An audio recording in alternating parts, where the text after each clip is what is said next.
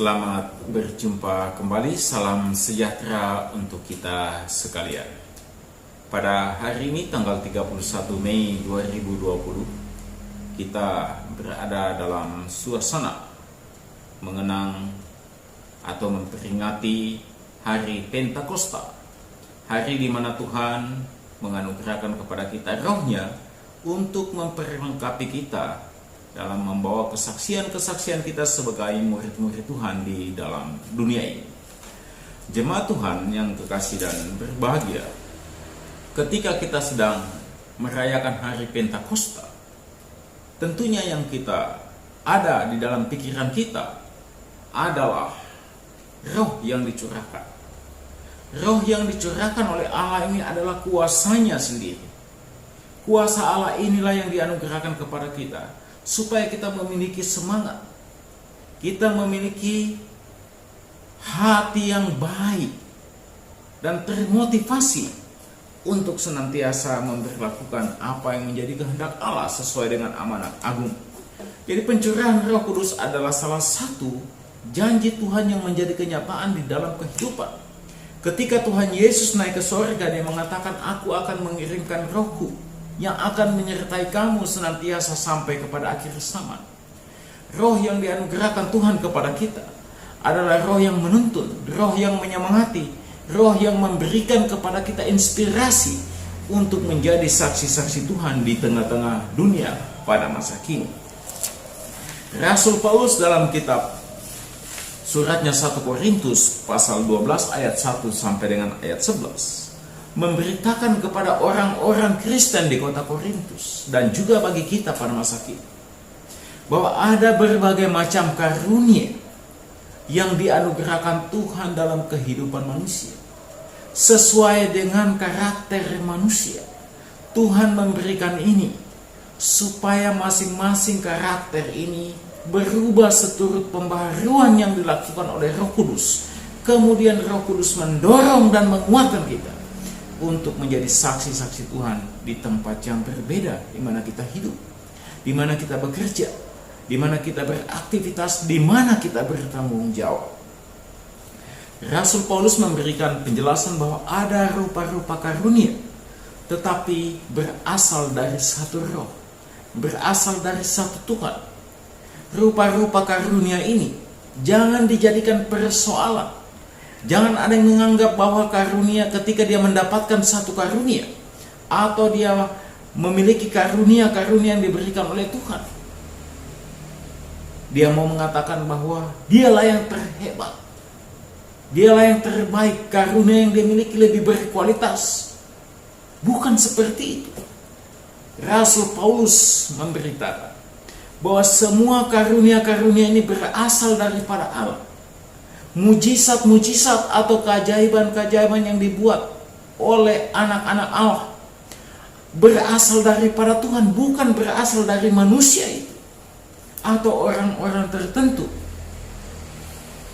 Rasul Paulus memberikan penjelasan bahwa di dalam semua karunia yang dimiliki, karunia yang berbeda-beda itu digunakan untuk satu tujuan, yakni untuk kepentingan bersama. Di sini dikatakan Rasul Paulus di dalam ayat yang ke-7 bahwa rupa-rupa karunia yang diberikan oleh satu Tuhan, diberikan oleh satu roh itu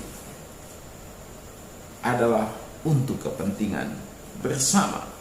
Jadi bukan untuk kepentingan-kepentingan pribadi, bukan untuk kepentingan kelompok-kelompok tertentu, tetapi untuk sebuah kepentingan bersama, kepentingan umat Tuhan, kepentingan persekutuan.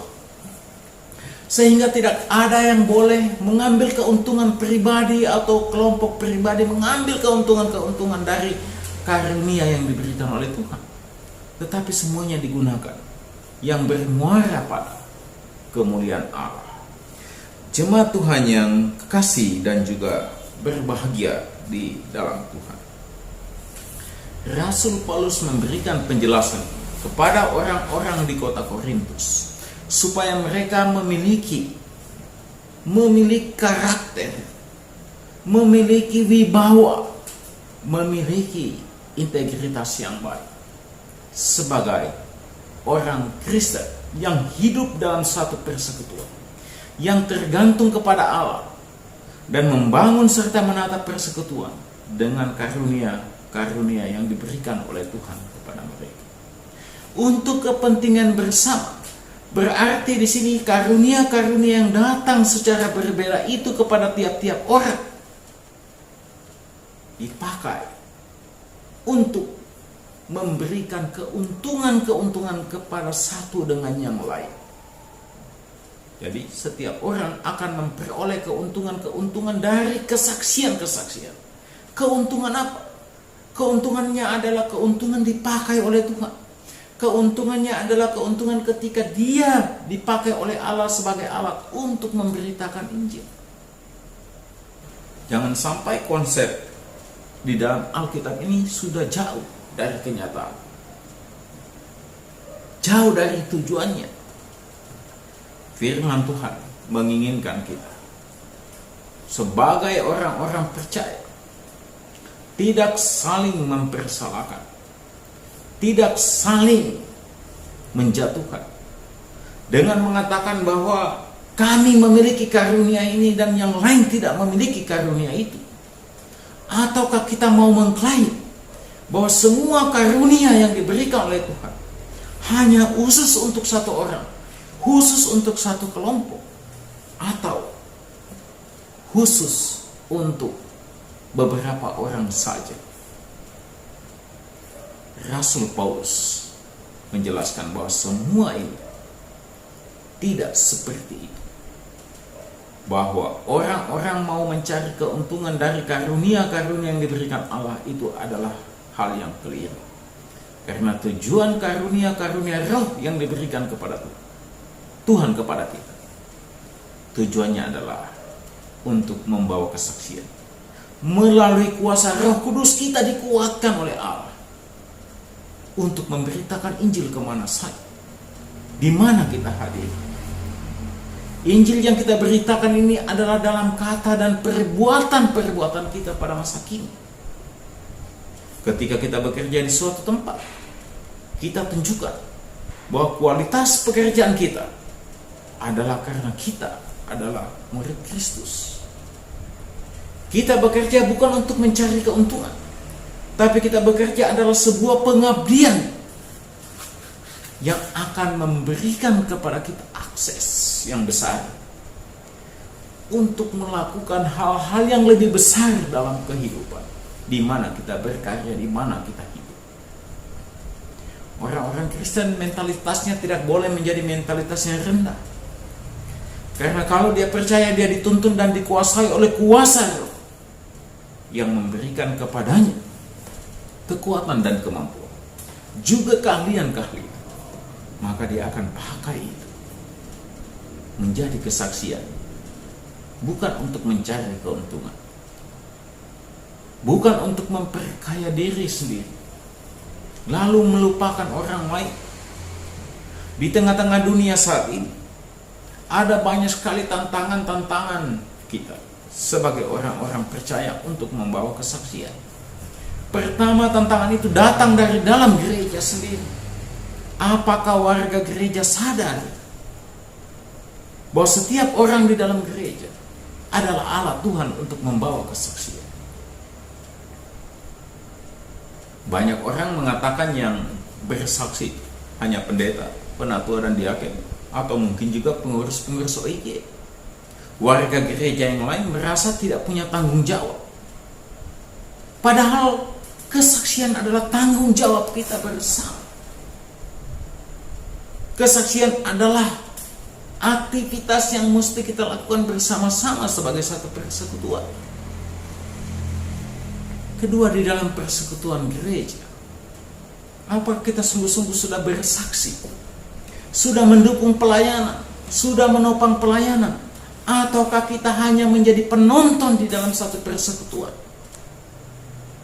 Menonton orang yang bersekutu, menanggapi orang yang bersekutu, berbicara tentang orang yang bersekutu, tetapi tidak pernah hadir dalam kegiatan-kegiatan gereja, tidak pernah hadir di dalam persekutuan-persekutuan gereja.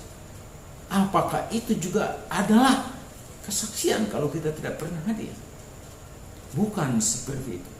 Kesaksian Kristen, kita harus menopang banyak hal dalam pelayanan. Mungkin banyak orang katakan, saya tidak punya waktu karena faktor kesibukan.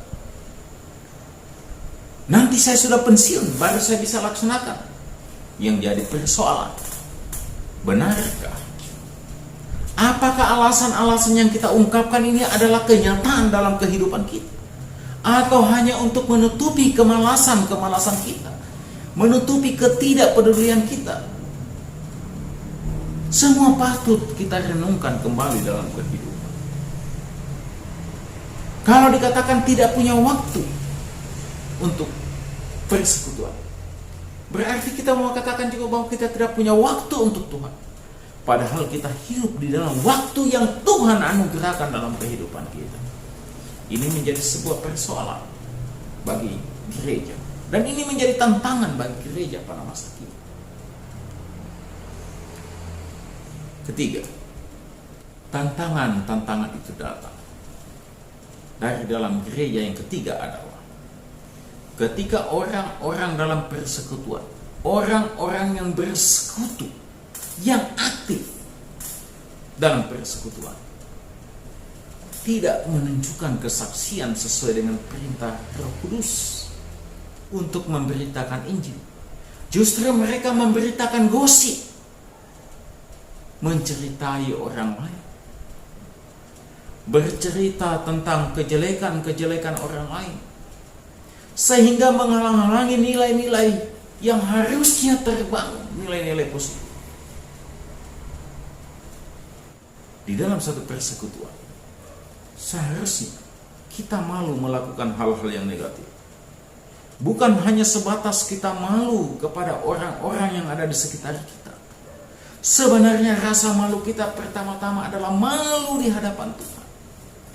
Tuhan yang sudah memanggil kita untuk masuk di dalam arak-arakan pelayanan, dalam arak-arakan kesaksian tentang kebenaran. Lalu orang-orang yang bersekutu ini tidak melakukan kebenaran.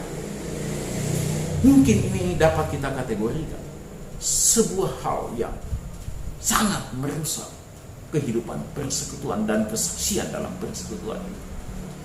Gereja sulit untuk bersaksi, persekutuan susah untuk menjadi besar, karena kita terlalu membatasi karya Allah dalam kehidupan.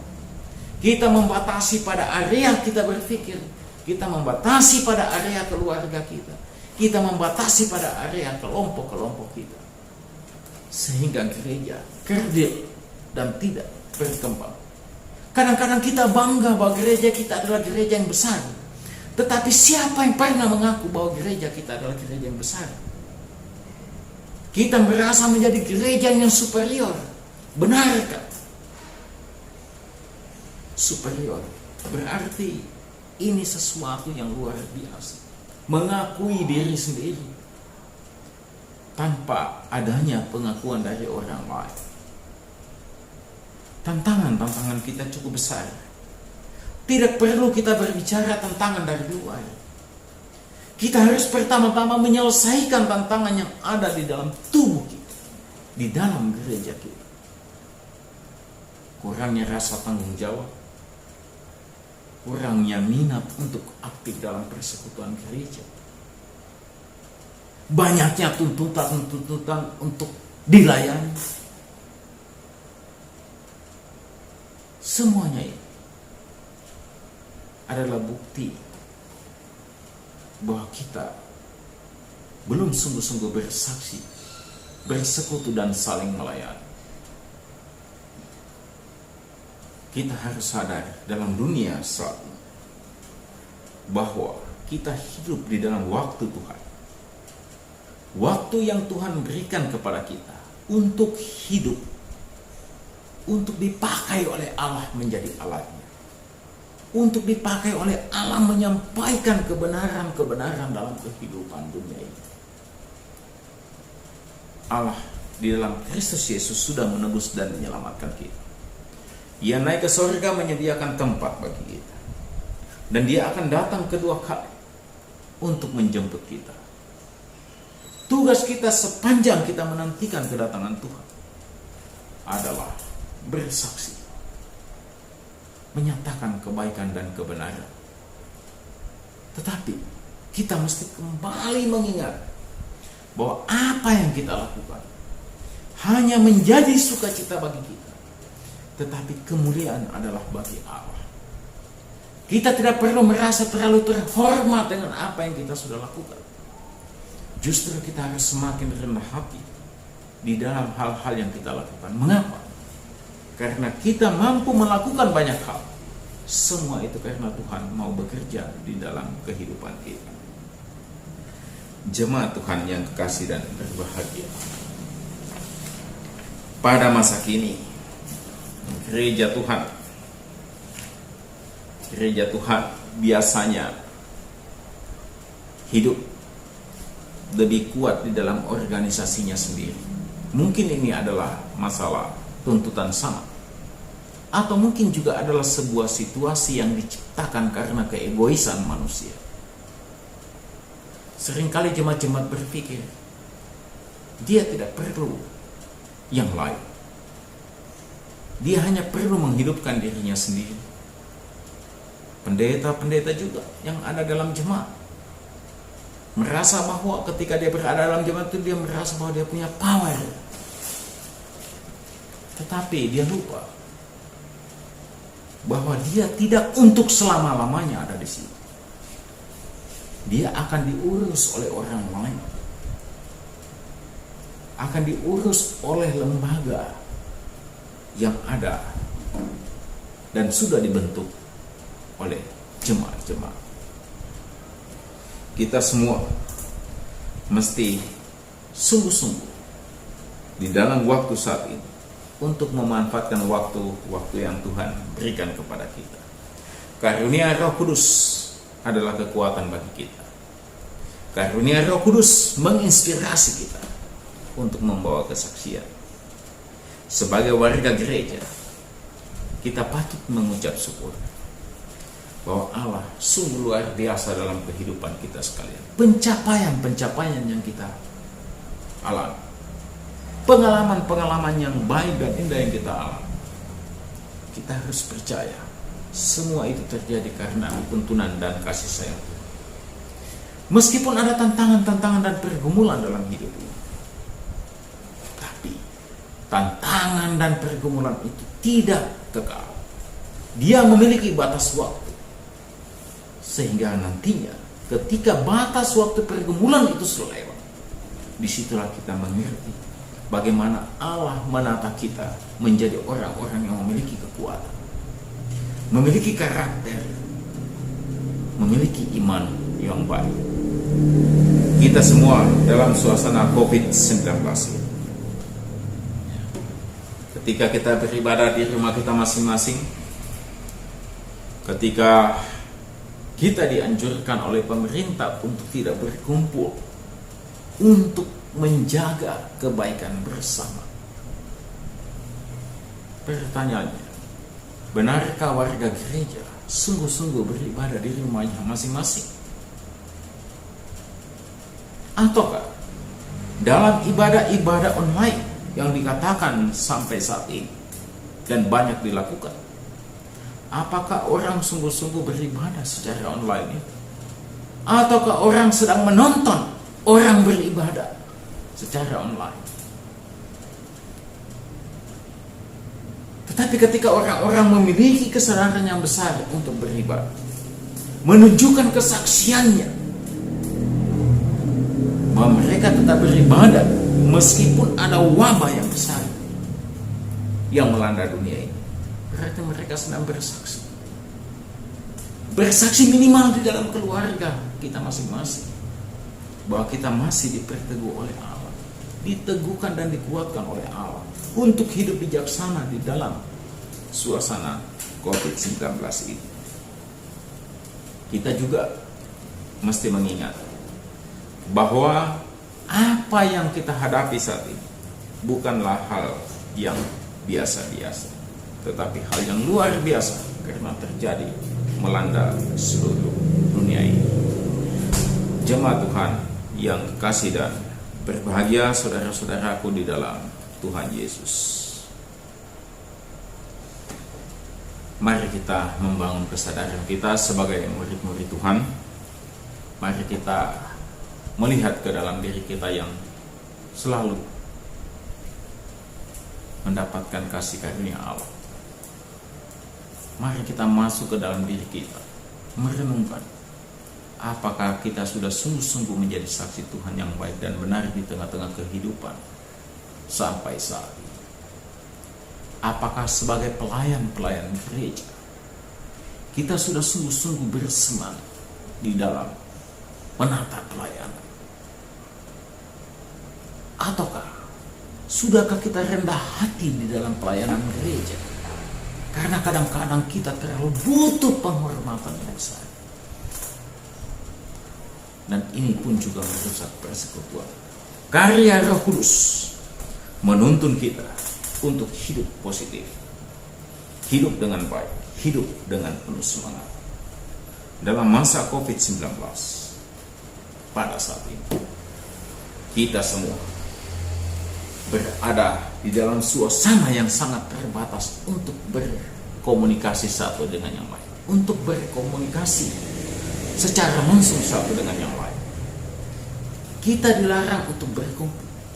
Kita tidak boleh berjabat tangan demi kebaikan bersama. Di tengah-tengah berbagai macam aturan-aturan yang muncul untuk menyelamatkan kita ini, jangan kita pandang itu sebagai batu sandungan. Tetapi kita harus melihat kepentingan yang lebih besar. Dan orang-orang yang percaya, yang betul-betul mengikuti standar ini untuk hidup bijaksana, artinya tidak meremehkan situasi. Mereka pasti akan menikmati yang terbaik. Ketika kita dilarang untuk berjumpa, kita diharapkan untuk tidak berjumpa, bertemu satu dengan yang lain, melebihi batas-batas yang sudah ditetapkan. Tuhan memanggil kita semua untuk semakin mendekatkan diri kepada, mendekatkan diri bergantung pada Allah, sambil terus membawa kesaksian-kesaksian kita di dalam suasana sulit pada masa kini. Jemaat Tuhan, mari kita berbahagia.